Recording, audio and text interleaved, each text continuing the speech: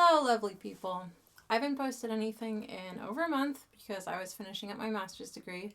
But as I was working on my dissertation, I was realizing it's about mental health for musicians, and I thought, why don't I make some videos about this topic and share some of what I was researching, because I think a lot of you guys out there would actually benefit a lot from the research that I was doing. So I think I might make a series of videos on here just chatting about some of the topics that I covered in my master's thesis. So I thought we could start with the root causes, go into what actually is creating mental health problems for musicians and what sorts of problems tend to be common for creative people in general. You've probably heard a lot of these things echoed across YouTube if you watch a lot of videos from, any kind of creator, because a lot of people have the same kind of issues as YouTubers as they have as musicians. For me, why I started this research was because I was talking to some friends who are like a bit further along in their career than me, and I was asking them for advice on how they grew their channels or their pages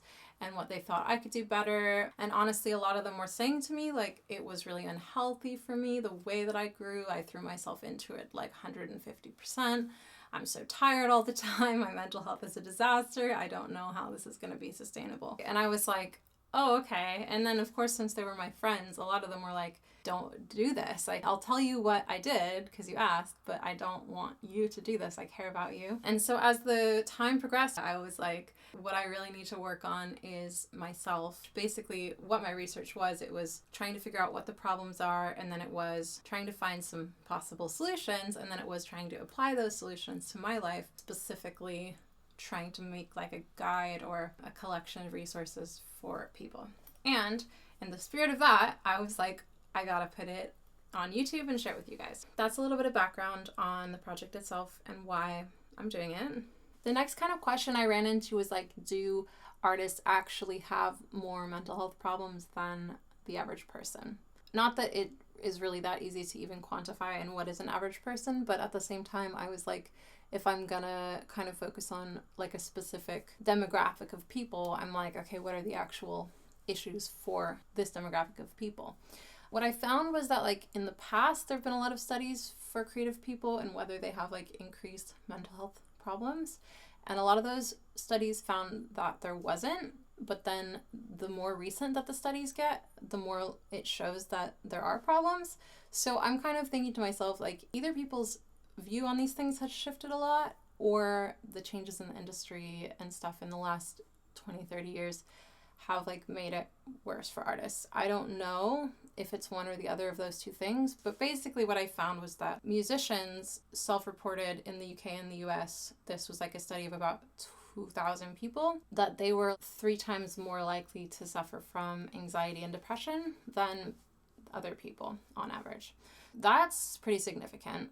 I didn't find that there was any like significant increase in clinical issues, diagnosable disorders, but just the symptoms of anxiety and depression 3 times more likely for musicians. So that's pretty intense. Then this study also had a bunch of interviews with musicians, and it showed, some of the causes that they felt for their anxiety and depression. And a lot of those things resonated with me a lot and are things that I've heard my friends and my community talk about and say are problems for them. So it confirmed to me how I was already thinking about it in like an actual scientific study. And I was like, data shows that these problems are really, really real. One of those problems was the structure of the industry and like freelancing and pay structures especially. So I think a lot of musicians will talk about like, you wouldn't ask a doctor to perform surgery for exposure, these kind of things that people say. It's so hard to get paid for your work as a musician, especially when you're talking about like performing original songs. It's so difficult to get paid to do that. And even when you do, there's all this invoicing, admin work behind the scenes that's so time consuming, and you never get paid for that admin time. There's all this stuff about upkeeping your home studio. There's,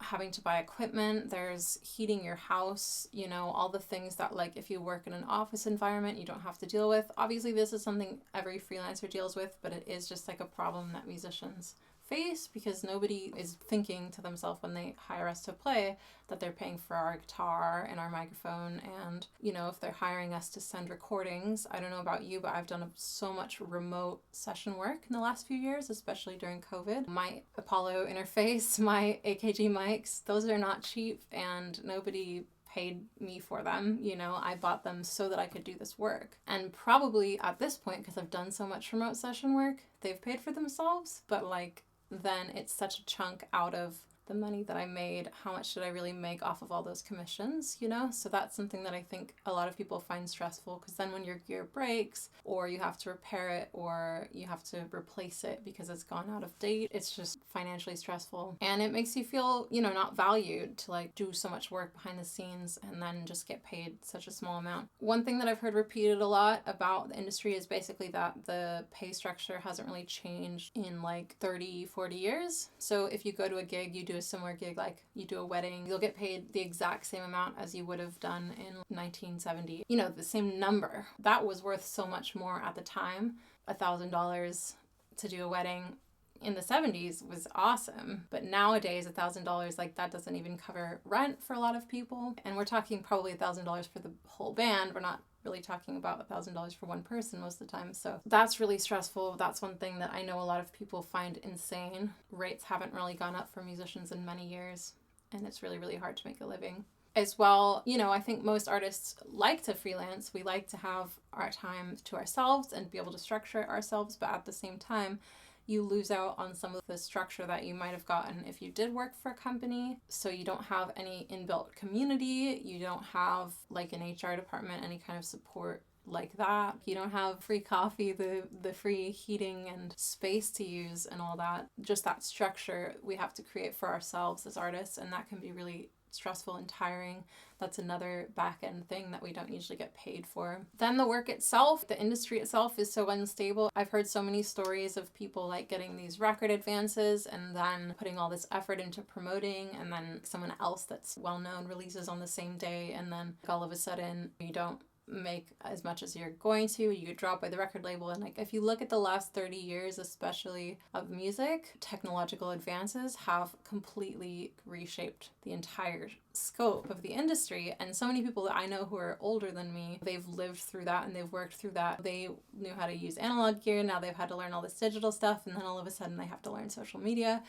And it's like if they've been frequently releasing throughout the last 30 years, the playing field just changes every year, every 6 months. And it's so much to keep up with. I think researching that, being aware of like trends and how algorithms work and all these things like that by itself is a full-time job. It's really hard to find that research. A lot of the time that data is like behind paywalls. I've been looking for it lately. And there's all of these great companies that do data analysis for social media, but it's like expensive. Like you have to buy a membership to those places. People who have more of a team have a lot of advantage in that way. And so being an independent artist, it's really difficult to kind of get your head above water because you're just trying to do all that stuff by yourself. And so that brings me to the point that I was going to make, which is, yeah, a lot of artists, especially kind of at the beginning of your career, you're having to do 5 to 10 jobs yourself. You're marketing, you're doing content creation, you're writing songs, recording them, releasing them, you know, trying to figure out the legal aspects, trying to do your finances, your taxes, upkeep your space. Like there's so many things to do. Then you're supposed to be networking, and how are you ever sleeping? How are you ever having a social life or, you know, a relationship? And so that's something that I've also heard a lot of people frustrated about, feeling really overwhelmed. And I think that's one of the things that causes the most anxiety and depression right now for artists. And I feel that either you're anxious about it and you're thinking about all the things you need to be doing, or you're depressed because you just feel like it's impossible and you're so overwhelmed. And I think it's not one or the other. It's like you can feel both of those things at once most of the time. And that creates such a paralysis where you don't really feel like you can do anything, and you feel self-defeated, and you don't want to like even try to do stuff because you feel like you're just gonna fail and it's not worth all the time that it is supposed to take. And then you feel so guilty for not doing it, and it's this crazy relationship between everything. And then if you do get some success, like you have so much imposter syndrome about it because you worked so hard and never gotten anywhere, and then all of a sudden it's like, why do I deserve this? And I don't know, deserving stuff is such a question by itself. So Yeah, it's just crazy. And I think a lot of artists really define themselves by their creative work. Like, it's a big part of their identity. And I find that as well. So it can be really hard when you do fail in some way, which does happen. And then you just feel really bad about yourself. Or when there's criticism, you know, I think healthy critique is amazing. Good feedback that helps you grow is awesome. But there's so many people that just want to say, you suck, this sucks, I hate it, you know, and especially when you're putting yourself out there online, when you make YouTube videos, when you post Instagram Reels, TikToks, those kinds of things, you're going to get so many comments that are just cruel and unkind and unwarranted, to be honest.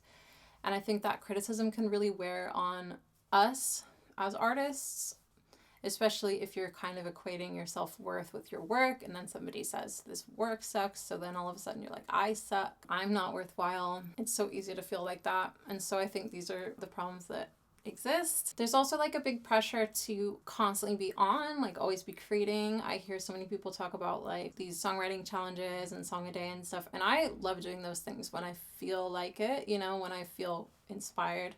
But I think sometimes when I'm not writing all the time, when I'm not putting out content every week, there's this guilt like I'm doing something wrong by not always being on and being creative. And it is so important to take breaks. That's the main thing that I learned in my research of how to deal with burnout and avoid some of this stress and this anxiety is to have good boundaries and to take breaks. So the idea that you're supposed to just be on all the time is really, really damaging. And I think that that is something that most artists feel like they have to do though, and I totally have felt that way and do feel that way.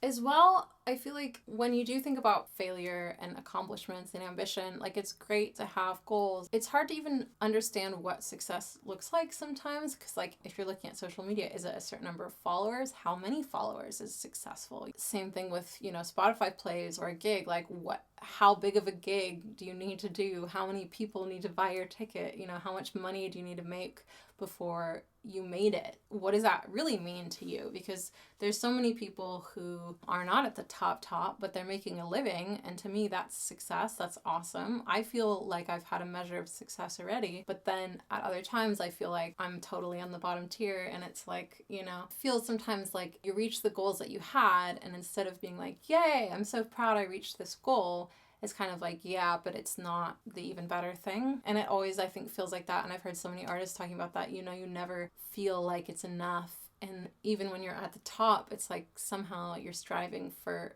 more. So I think that it's really hard to define success. And I feel like when you even ask somebody like, what does it mean to be successful to you? They don't really have an answer, a lot of people. I've always said, to me, it just means that art is my only job. That's what I want out of it. But then in reality, when I think a little deeper, I really, really enjoy performing and I want to perform to bigger crowds. But how much bigger? We just need to learn how to, you know, celebrate all of our successes instead of always just feeling like we need to get to the next thing. So I think that kind of moving signpost of what success actually means is a big problem that artists face with their own brains. The last two things that I wanted to talk about are kind of the heaviest points on this list, because all of this is, you know, basic stuff. A lot of people feel this in a lot of professions. I think it's more prevalent in creative fields and in freelancers, but there's a couple of things which are, I think, really prevalent with artists, and it's really sad. And that is substance abuse.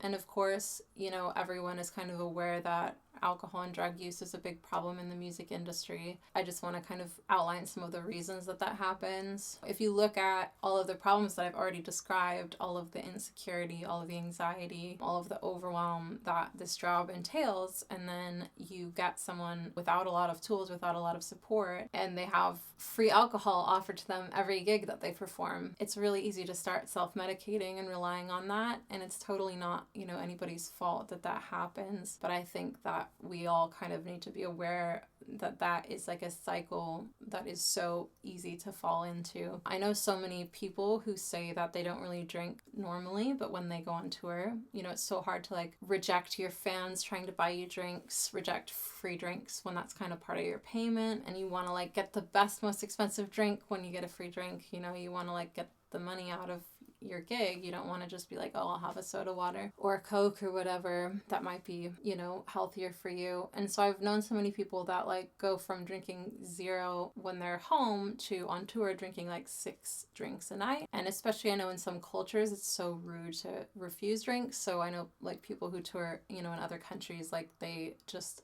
drinks so much all of a sudden. It becomes a problem sometimes as well. I think with drugs, I've heard so many people talk about, you know, kind of green rooms and backstage and after parties and stuff, and it just being in the culture. It's not something that I am that familiar with. I've seen it, I've been around it, but it's not really my problem. But I did just kind of want to like bring that up and make that a point of awareness so that we can kind of all look out for each other. And even something as small as like not asking people so much like why they don't drink, because I think it's not a big deal if you do or don't drink. But a lot of people, if they're trying to like become sober, they get a lot of pressure to drink with friends, like to be social. And I think it's really important to try to just like, you know, not put that pressure on people and just accept if they say, I don't want something, thanks. Just let that be. I think with the right tools, everybody can work on these problems, and us as an industry and us as a community of peers and artists, you know, audience members, like you can be allies to us in that way. Just to talk about it, just to share what's going on and for people to understand some of these things. Hopefully, you know, things can start to shift, because we don't want to keep seeing things like the 27 Club. That is so sad to lose amazing artists just to their mental health problems. And I know so many people, and I myself, you know, have felt like that before, and have felt like life is not worth living and these problems are just too much to deal with. So I just wanted to talk about what it feels like, what it looks like to work in the creative industries, and how overwhelming that can be, how exhausting that can be. And I look forward to making some more videos that talk about some of the solutions, some of the tools, and how to overcome these things. So I hope you enjoyed this video. I know it's a little bit different than my normal ones, but come back for more stuff about mental health for musicians and also, you know, tutorials, original songs, blah blah blah, covers. I'm excited to be back, and let me know what you guys think in the comments. Bye.